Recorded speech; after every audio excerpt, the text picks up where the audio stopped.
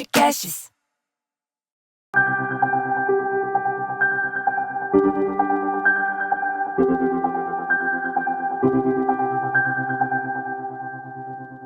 Olá pessoal, tudo bem? Eu sou o Thiago. E eu sou o Robin.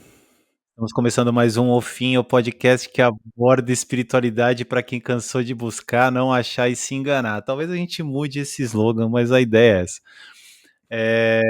Bom, em primeiro lugar, saudade de fazer isso aqui. A gente gosta muito. Saudade. A gente está um pouco preguiçoso, né? Preguiçoso. Sem Ao tempo mesmo pra tempo nada.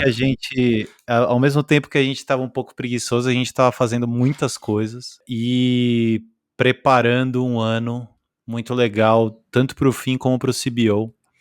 E a gente vai falar um pouco sobre isso. Só lembrando aqui, se você tem dúvida, crítica, sugestão, se quer mandar uma mensagem para a gente, xingamento, agressão, convite para duelo, manda e-mail no contato@ufim.xyz.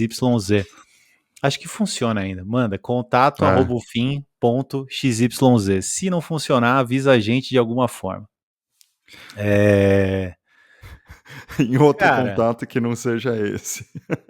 que nem sei, não quero passar nenhum contato também não. Avisa a gente aí, se não der, não deu, paciência. A gente vai conversar sobre Paraíso Perdido hoje, que eu acho que é uma parada muito legal da gente conversar, óbvio que de forma metafórica, né, sobre o universo que a gente explora aqui. Antes de começar a falar sobre isso, eu queria deixar algumas coisas, queria alinhar algumas coisas do que a gente vai fazer esse ano aí com o fim. A frequência do nosso podcast vai ser mensal, então a gente vai ter um podcast por mês, então por ano a gente deve ter aí no mínimo uns 10 podcasts, e se a gente estiver muito empolgado, 12, né, um por mês. Mas pelo menos 10 podcasts por ano a gente vai ter. Tá? A gente mudou a identidade visual do fim, a gente vai lançar essa nova identidade visual provavelmente junto com esse episódio aqui. Se esse episódio ainda foi com a identidade velha, o próximo vai ser com a identidade nova. A gente vai reformular o nosso site e Que não a gente... existe pro fim. É verdade, a gente vai fazer o nosso site. A gente vai fazer um site definitivamente. E a gente vai ter alguns produtos esse ano, a gente quer começar a experimentar uma nova forma de se comunicar com vocês, a gente acredita muito no potencial desse projeto.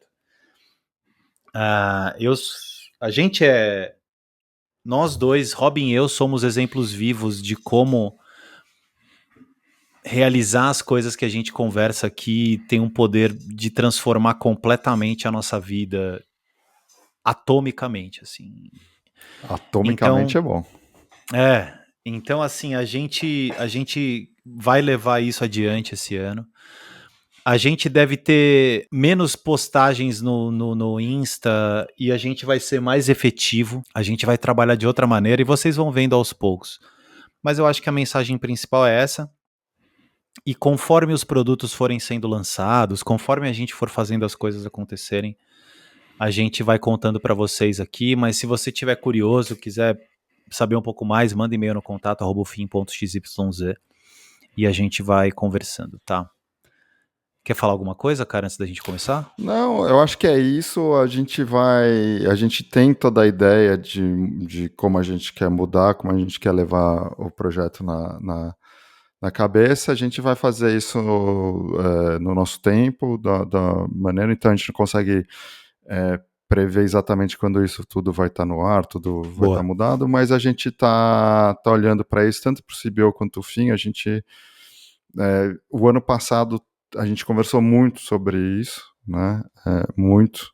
E a gente tem visto umas coisas muito interessantes, a gente está com uma clareza muito legal de como levar essas coisas, de produtos que seriam legais, de maneira que seria legal de tocar isso. Então, a gente, no nosso passo, do nosso jeito, da nossa reflexão, acho que vai ser bem legal, assim. Quem tiver nessa trip aí com a gente, acho que vai curtir bastante. Maravilhoso. É isso. E eu propus que a gente conversasse sobre o Paraíso Perdido. Eu sei que tem uma obra do John Milton que fala sobre isso, mas não é nessa linha assim que eu quero ir. Não quero falar de anjos e demônios. Não... Aliás, a gente vai falar sobre anjos e demônios, A gente vai falar sobre paraíso e purgatório, mas eu queria convidá-las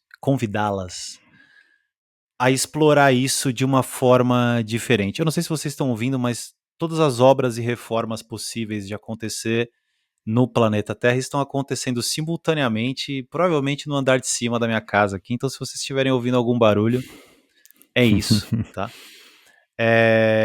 Mas eu acho que quando a gente conversa sobre paraíso, quando a gente conversa sobre Adão e Eva, se é que tem gente que conversa sobre isso, né? Mas enfim, quando a gente fala sobre essas coisas, quando a gente fala sobre o fruto proibido, a serpente e tal, eu tava refletindo sobre isso há algumas semanas atrás, assim, e é fascinante como nada muda, a gente muda e tudo muda, né?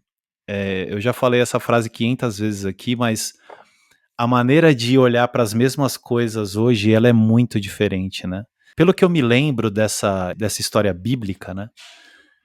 Adão e Eva teriam sido expulsos do paraíso quando Eva teria comido o fruto proibido, né?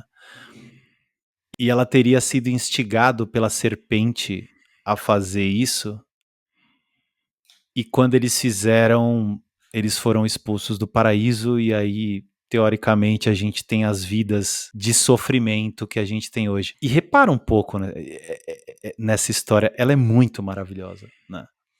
Algumas das analogias que se conhecem sobre esse tema é de que o fruto proibido é o conhecimento. A serpente seria um simbolismo desse anseio por conhecimento. E que o ato de viver no paraíso era o estado natural de Adão e Eva.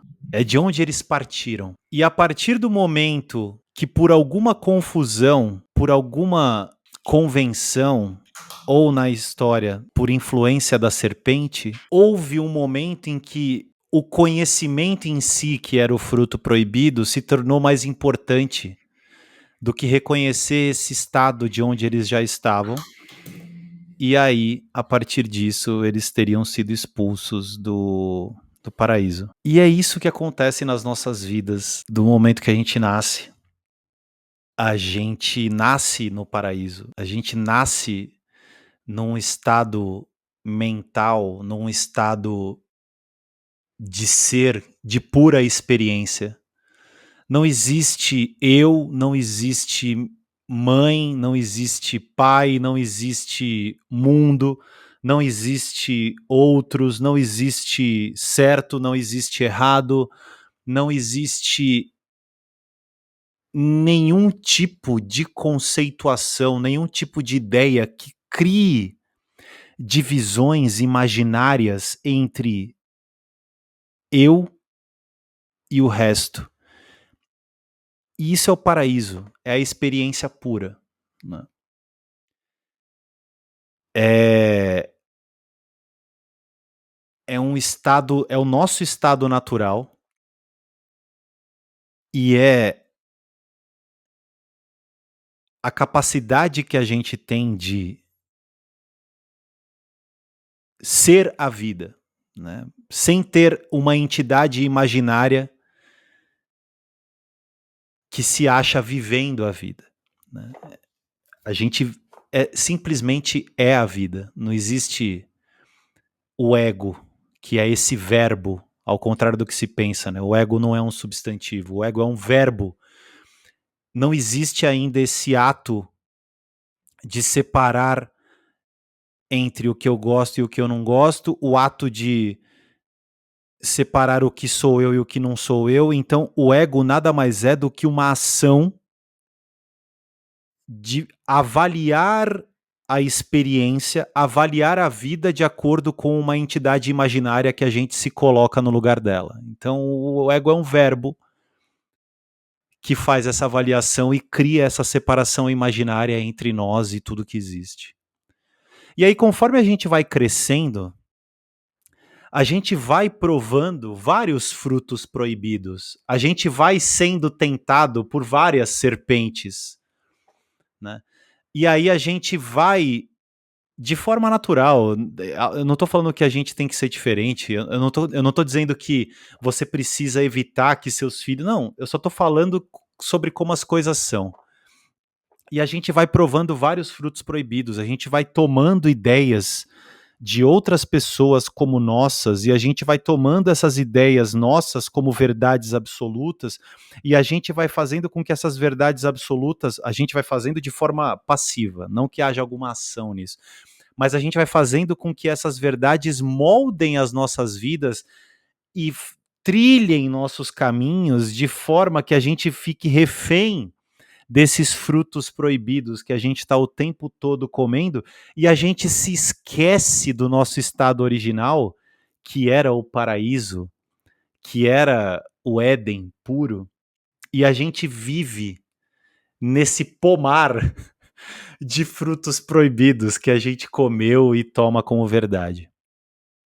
E tudo que a gente conversa, tudo que a gente explora aqui no fim e no CBO também, é para que, de forma direta, sem desvios, sem rodeios, sem historinha, sem mitologia, sem dogma, para que a gente, usando um termo que o Robin me falou hoje, para que a gente destile a espiritualidade no seu âmago mais puro, deixando de lado todo ruído, todo barulho, todo storytelling, toda narrativa, tudo que é superficial, tudo que é supérfluo e inútil.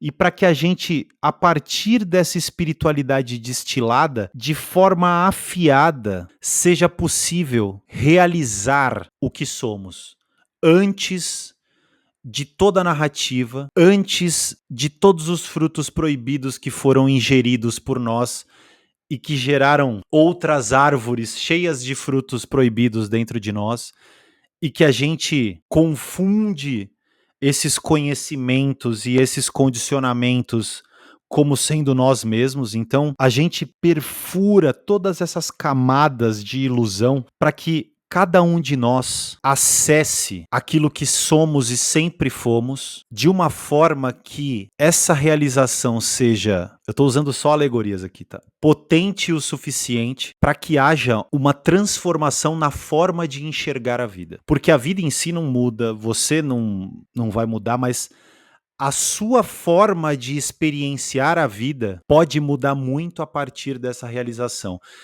E aí sim, a partir disso, nada muda, a sua forma de ver a vida e você mesmo muda, você muda, e aí tudo vai mudar ao seu redor, naturalmente. E aí esse é o caminho de volta para o paraíso. Esse é o caminho da redenção de Adão e Eva, para que eles voltem a acessar o Éden, porque inferno, purgatório e paraíso são estados mentais sendo vividos aqui, agora, todos os dias, em diferentes horas do nosso dia, independentemente do que acontece, do que aconteça, a gente experiencia infernos, purgatórios e paraísos. Em alguns momentos a gente está eufórico e bem e energizado, em outro momento a gente está vivendo um purgatório, em outros momentos a gente está pior que isso, a gente está vivendo um inferno, e de repente a gente está no paraíso de novo, e a realização desse mecanismo e a realização do que está por trás de absolutamente tudo isso é o que proporciona essa possibilidade de uma vida, mesmo que hajam experiências de purgatório e inferno, de uma vida constantemente num pseudo paraíso. Não aguento mais falar, cara. Que pena. Nossa, sensacional o que você disse. Eu nunca tinha ouvido essa interpretação dessa história e é maravilhoso, cara. É tipo, faz total sentido, né?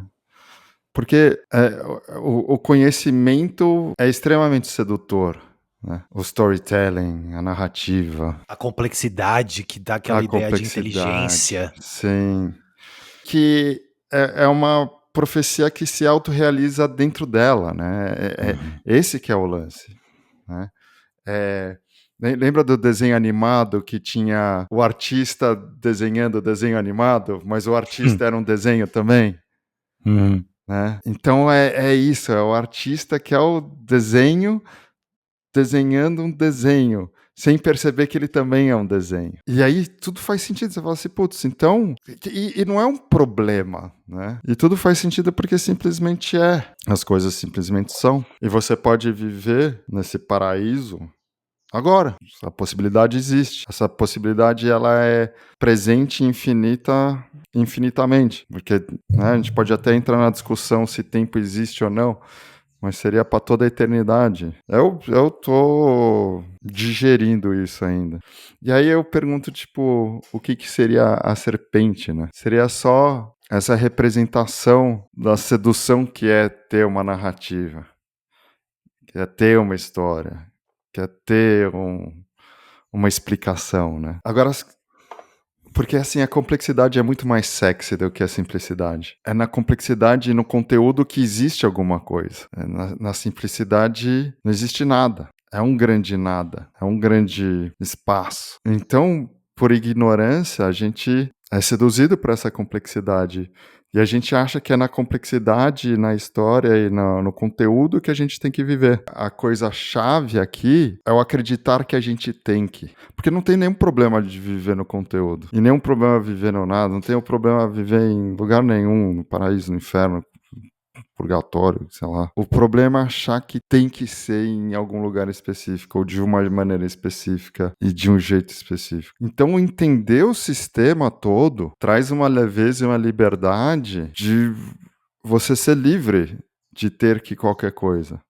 Porque você entendeu o sistema, você entendeu como ele funciona, você entendeu como é o jogo. E aí, naturalmente, é óbvio que você vai vivendo mais leve, mais tranquilo, com menos sofrimento e tudo mais, porque simplesmente porque é mais gostoso, ou a gente interpreta que é mais gostoso, ou, né? Mas mesmo isso é uma extrapolação. E por isso que eu acho que tem o conhecimento, né? Tem o conteúdo e tem a sabedoria por trás do conhecimento e do conteúdo, como essa própria história. Né? E quando você, eu acho que começa a perceber isso, você começa a perceber que existe sabedoria por trás de tudo, é meio encantador. E o mais louco disso é que a sabedoria é nada, né? A sabedoria é simplesmente a revelação do grande nada, ou do grande contentamento, da grande paz, da grande leveza, da grande plenitude. A sabedoria não tem história, não tem conteúdo. Ela simplesmente é a coisa mais fundamental e mais básica e mais simples de tudo. Cara, você foi falando aí, foram caindo umas fichas aqui. Eu quero explorar um pouco mais o lance de sistema que você falou. E eu quero voltar a falar um pouco da serpente também, que você começou falando. E sim, eu acho que talvez uma analogia, um simbolismo para a serpente seja essa pseudo-inteligência que se apaixona pela complexidade e que cria uma falsa ideia de mistério, né? Porque a serpente traz esse lance do mistério também e do conhecimento junto com isso, e de que há um conhecimento secreto e misterioso que faz com que a gente, quanto mais consumir dessa inteligência, entre aspas, e desse conhecimento, entre aspas, mais seremos algo melhor, maior, mais sagrado ou mais profano, que dá na mesma. Enfim, eu acho que a serpente traz isso, só que a serpente produz veneno, né? E eu acho que se entupir e se inebriar por essa ideia de que complexidade é igual a inteligência e de que complexidade e conhecimento é igual a inteligência e de que o mistério ou o conhecimento secreto, se é que isso existe, é a fonte disso tudo. Na verdade, esse é o veneno da serpente, né?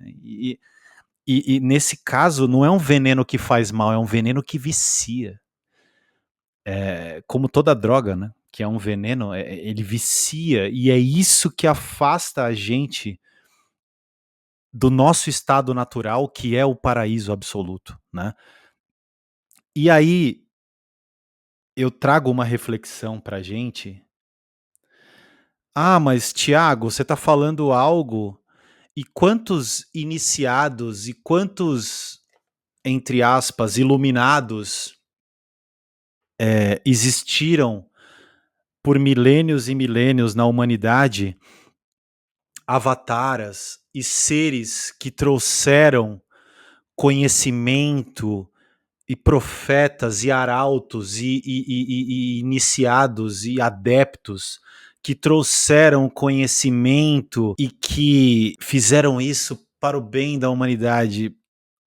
E eu não tô fazendo nenhum juízo de valor. Eu tô trabalhando com simbologias pra gente conversar sobre esse tema maravilhoso, mas isso nada mais é do que mais veneno de serpente. Isso nada mais é do que outros egos que não necessariamente realizaram o que está antes destes egos que eles acreditavam ser, e de que não necessariamente realizaram o que eles eram de verdade, o que eles são de verdade, e se confundiram por esses egos. E aí acabaram transmitindo mais conhecimento e são só diferentes formas de uma mesma serpente. Eram só egos se comunicando com outros egos. E eu acho que até para eu encerrar, eu nem vou ter mais nada para falar, mas eu acho que é por isso que tem uma máxima zen ou não dualista.